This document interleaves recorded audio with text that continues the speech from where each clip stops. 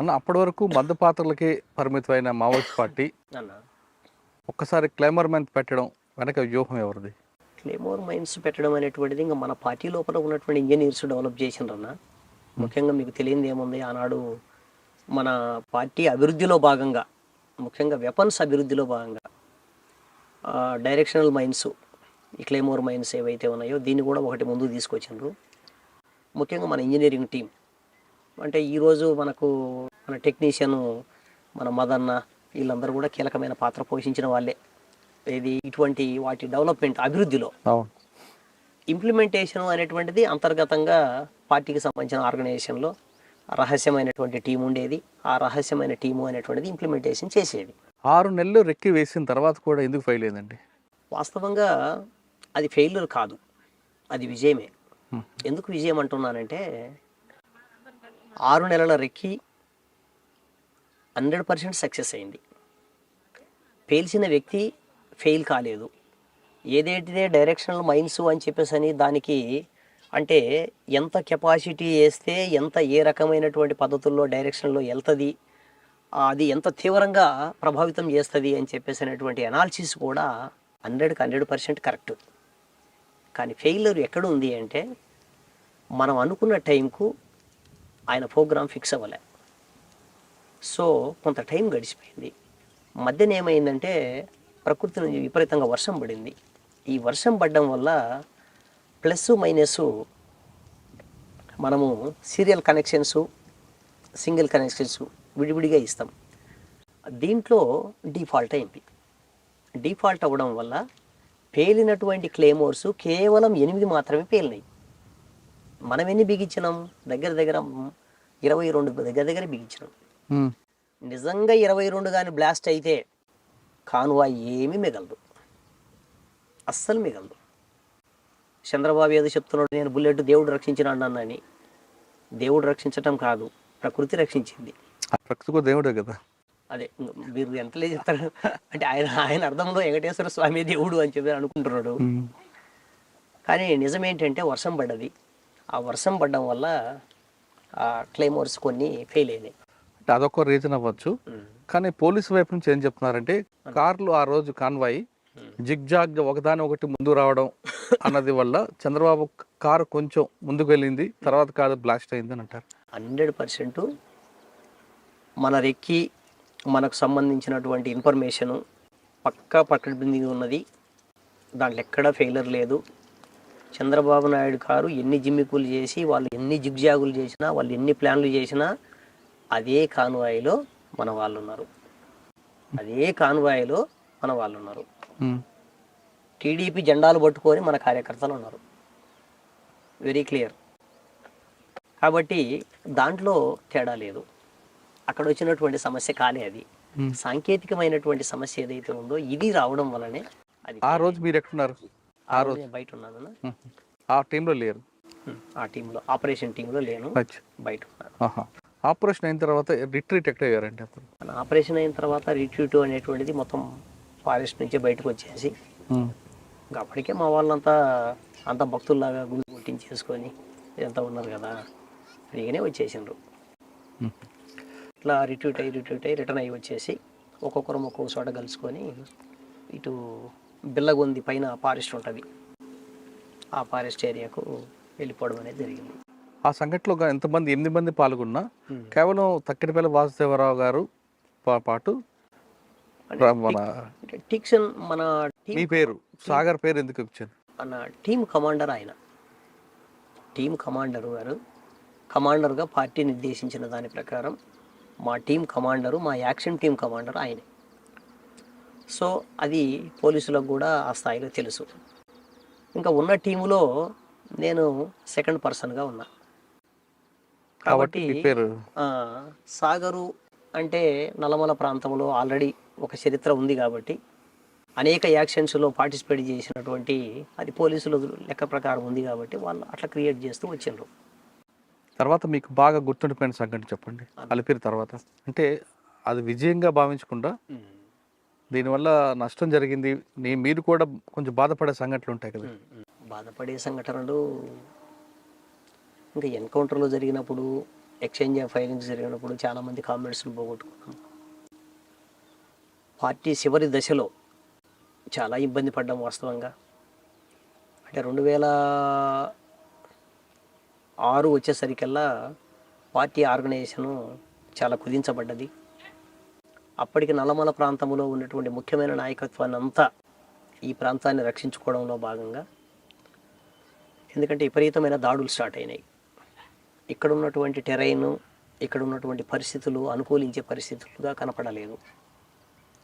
అణువణువు జల్లెడబట్టేటువంటి పరిస్థితి ఇంకొక పక్కన స్టార్ట్ అయింది.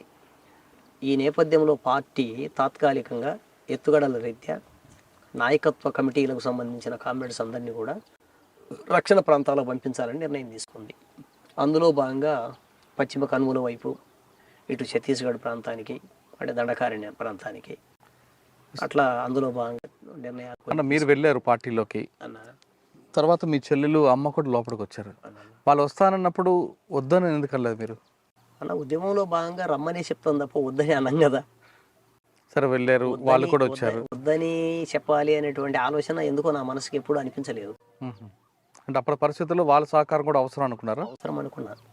అవసరం అనుకున్నా కుటుంబం అంతా పార్టీలో ఉండడం ఇంకా అది ఒక నిజంగా చరిత్రలో ఒక నిలిచిపోయే అంశమే కదా. సమాజంలో ప్రతి మనిషి చేస్తున్న పని వాళ్ళ కోసం వాళ్ళు బ్రతకడం. కానీ మీది మాత్రం కుటుంబం మొత్తం ప్రజల కోసం. కుటుంబం సమాజంలో ఒక కుటుంబంగా, ఒక వ్యక్తిగా స్టార్ట్ అయ్యి ఒక కుటుంబంగా మొత్తంగా ఒక కుటుంబం పార్టీ కోసం సర్వీస్ చేయడము, ప్రజల కోసం సర్వీస్ చేయడం అని చెప్పేసి అనేది చిన్న విషయం ఏం కాదు అన్న. మీరు పార్టీలు వెళ్ళారు, ప్రజల కోసం పనిచేశారు, యాక్షన్లు ఇవన్నీ కూడా సహజం. కానీ మీ అమ్మగారు కూడా వచ్చారు.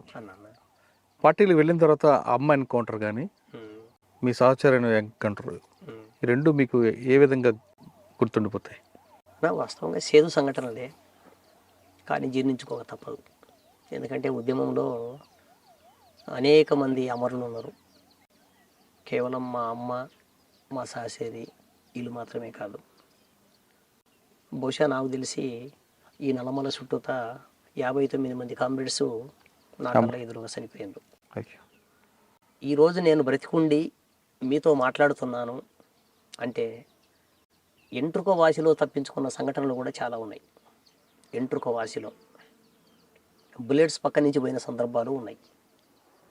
అయితే ఈ 59 మంది కామ్రేడ్స్ అమరత్వం ఏదైతే ఉందో అది మమ్మల్ని హీరోలను చేసింది. కానీ రియల్గా హీరోలము మేం కాదు, వాళ్ళు. మీరు నిజాన్ని ఒప్పుకున్నారు? అవును. ఎందుకంటే వాళ్ళ వీరత్వం లేకపోతే మేముండే వాళ్ళకి కాదు. రైట్. ఆ విధంగా తప్పించుకున్న సంఘటన చెప్పండి అన్న. ఇక్కడే మనకు పక్కనే ఉన్నటువంటి ఎర్రబాలెం అనేటువంటి చిన్న విలేజ్. ఈ ఎర్రబాలెం దగ్గర మేము మార్నింగ్ అవర్స్లో మొత్తం అందరు కూడా జమ అయినాం. అంటే నైట్ వచ్చి పడుకున్నాం బాగా లాంగ్ నుంచి.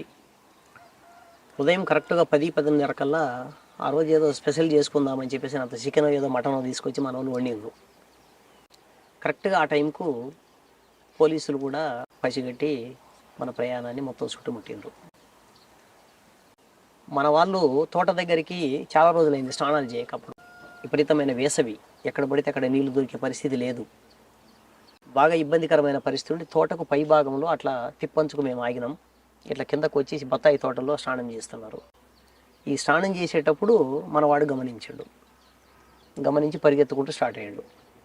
అయితే అప్పటికే ఏది ఏమైనా పరిస్థితి, పోలీసులు బాగా తిరుగుతున్నారు కాబట్టి ఖచ్చితంగా మనం రావడానికి అవకాశం ఉందనేటువంటి ఉద్దేశంతోనే చుట్టూ క్లేమోర్ మైన్స్ పెట్టి ఉన్నాం. ఎప్పుడైతే ఈ పోలీసులు రావడాన్ని మనోడు గమనించి పరిగెత్తడం స్టార్ట్ అయిందో వాళ్ళు ఫైరింగ్ స్టార్ట్ చేశారు. మనవాడు చక్కగా పరిగెత్తడం స్టార్ట్ అయ్యింది. ఇంకా మేము కూడా ఫైరింగ్ స్టార్ట్ చేసినాము, క్లేమోర్ మైన్స్ పేల్చినాము. అట్లా మనం ఒక రకంగా చెప్పాలి అక్కడి నుంచి మన ప్లేస్ ఖాళీ చేసి జస్ట్ కొద్దిగా దూరం పోయేసరికి అట్లా పైకి ఎక్కే క్రమంలో కింద నుంచి ప్యారలల్ కొట్టేసాడు. ఇక్కడే మా కిందనే రిక్రూట్ అయినటువంటి అమ్మాయి, పక్కన ఉన్నటువంటి గన్నెపల్లికి సంబంధించిన ముస్లిం అమ్మాయి రజియా అని. ఆ అమ్మాయి చనిపోయింది. అట్లా అది దగ్గర దగ్గర ఒక అరగంట ముక్కాలు గంట సేపు ఫైట్ వాళ్ళకు మనకు మధ్య. ఇది ఒక ముఖ్యమైన సంఘటన. అట్లాగే చంద్రబాబు పోయి రాజశేఖర రెడ్డి గారు వచ్చిన తర్వాత 2005 జనవరి 8వ తారీఖు జరిగిన సంఘటన, డైరెక్ట్గా మా మీద జరిగిన అటాకు ఇక్కడే మన జల్లువారి పొలాల చెరువు దగ్గర. దాంట్లోనే మా లక్ష్మి కూడా చనిపోయింది. దాదాపు దగ్గర దగ్గర ముక్కాలు గంట సేపు ఫైరింగ్స్. పోలీసులు బాగా చుట్టుముట్టినారు 3 వైపులా. ఇంకా మనకున్నది ఒకే వైపు ఖాళీ. ఈ ఖాళీలోనే మనం పడుకొని కొంత క్రావలింగ్ చేసుకుంటూ అట్లా ఆ గట్లు దాటుకుంటూ ముందుకెళ్ళిన తర్వాత అక్కడి వరకు మనం మంచి రిటాలియేషన్ ఇచ్చినాం. మన దగ్గర యామినేషన్ కూడా తక్కువ ఉంది. సో వాళ్ళ దగ్గర ఉన్నటువంటి యామినేషను, వాళ్ళ బలగాలు మామూలుగా ఏమి లేవు. దగ్గర దగ్గర 3 అంచెలుగా వాడు చుట్టుముట్టిండు. అయినా మనం ఒక రకంగా చెప్పాలంటే దాంట్లోంచి దాటుకొని అవతలికి వెళ్ళినాం. జస్ట్ అక్కడ కాలువ దగ్గర కాలువలోకి దిగి తిరిగి మళ్ళీ మనం ఎక్కేటప్పుడు వాడు ఆటో ఫైర్ స్టార్ట్ చేసిండు. ఆ ఆటో ఫైరింగ్లో మా సహచరి లక్ష్మి చనిపోవడం జరిగింది. ఇంకా ఆమెను తీసుకొని వెళ్ళలేని పరిస్థితి. అక్కడే వదిలేసి ఆమె దగ్గర ఉన్నటువంటి వెపన్ తీసుకొని మేము మళ్ళీ టీమ్గా బయలుదేరినాం 10 మందిని. అంటే మీ కళ్ళ ముందే మీ సహచరుని కోల్పోయారు. సరిపోయినాము. అంటే మీకు నల్లమలలో బాగా టఫ్ ఇచ్చిన పోలీస్ ఆఫీసర్ చాలామంది చేశారు, కానీ బాగా ఈ ఆఫీసర్ నుండి పార్టీకి నష్టం జరిగింది అని భావించే ఆఫీసర్ ఎవరున్నారా? సాధారణంగా నా లెక్కల ప్రకారం అయితే ఆయన ఈ మధ్య కాలంలో ఇచ్చిన ఇంటర్వ్యూలో భాగంగా నేను ఈరోజు అది చూసిన, జిత్తులు ఉండాలి అని. ఎత్తులు ఉండాలి, జిత్తులు ఉండాలి అంటాడు.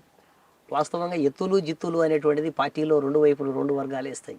ఒక పోలీసు ఆఫీసర్గా ఒక ఆపరేషన్ సక్సెస్ చేయడంలో చెప్పుకోదగ్గ వ్యక్తే ఆయన స్థాయిలో ఆయన.